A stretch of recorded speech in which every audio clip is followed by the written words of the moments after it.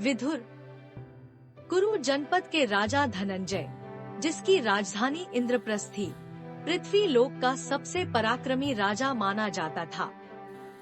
उसके राज्य में विधुर नाम का एक अत्यंत बुद्धिमान मंत्री था, जिसके विवेक की कहानियां सर्वत्र सुनी सुनाई जाती थी। उन दिनों राजा धनंजय के समकालीन 3 और अत्यंत पराक्रमी राजा राज करते थे, जिनके नाम सक्का, वरुण और वेंतैया थे, जो क्रमश देवों, नागों और सुपर्णयक्षों, स्वर्णगरुड़ों के राजा थे। एक बार किसी अवसर पर चारों राजा एक बाग में एकत्रित हुए, जहां उनमें यह विवाद उत्पन्न हो गया कि उन चारों में सर्वाधिक शीलवान कौन था। विवाद जब बढ़ने लगा तो उन चारों ने सर्वसम्मति से विधुर को बुला उसकी राय जाननी चाहिए। तब विधुर ने उन राजाओं से यह कहा कि वे चारों ही समान रूप से शीलवान थे, ठीक किसी रथ के चक्रों के आरे अर की तरह।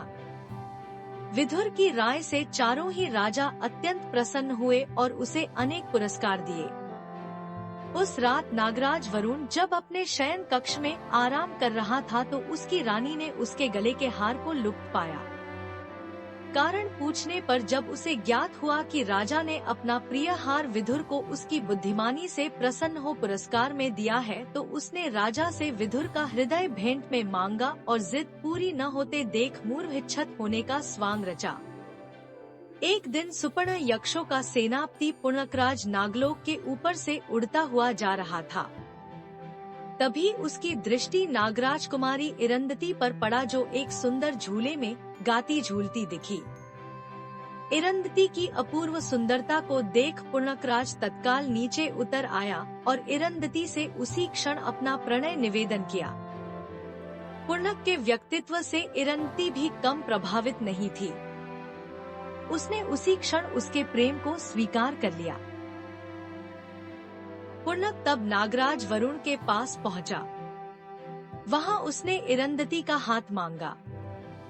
नाग और गरुड़ों का वैमनस्य बहुत पुराना था, किंतु नागों पर गरुड़ भारी पड़ते थे।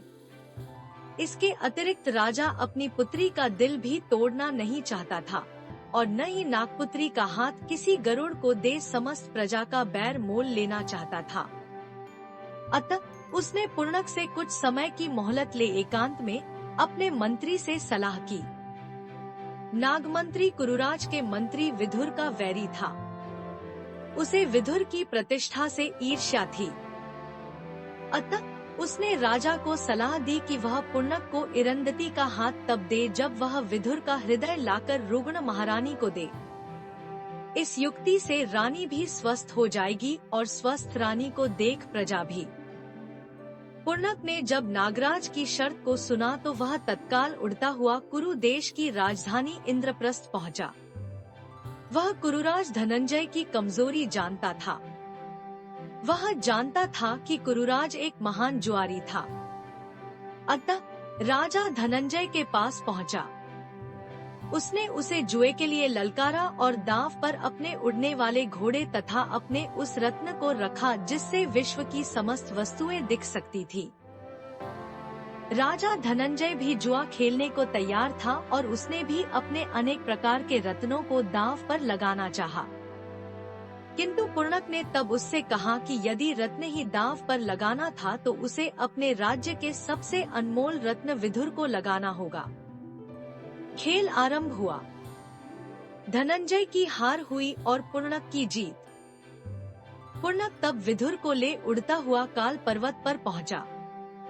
वहां उसने विधुर पर तलवार से प्रहार किया, मगर विधुर को छूते ही पुण्यक की तलवार टूट गई। विस्मित पुण्यक ने तब विधुर को मुक्त करना चाहा। विधुर ने पुण्यक द्वारा प्रदत्त मुक्ति को उस क्षण अस्वीकार कर दिया, क्योंकि वह पुण्यक के साथ नागलोक जाकर उसकी सहायता करना चाहता था। उसने पुण्यक को उसके द्वारा पूछे गए प्रश्न का उत्तर भी टाल दिया। जब पुण्यक और विधुर नागलोक पहुँचे तो उनका भव्य स्वागत हुआ। विधुर ने राजा वरुण और रानी विमला को उपदेश और ज्ञान चर्चा से प्रसन्न किया। तत्पश्चात पुण्यक और इरंदती का विवाह बड़ी धूमधाम से संपन्न हुआ।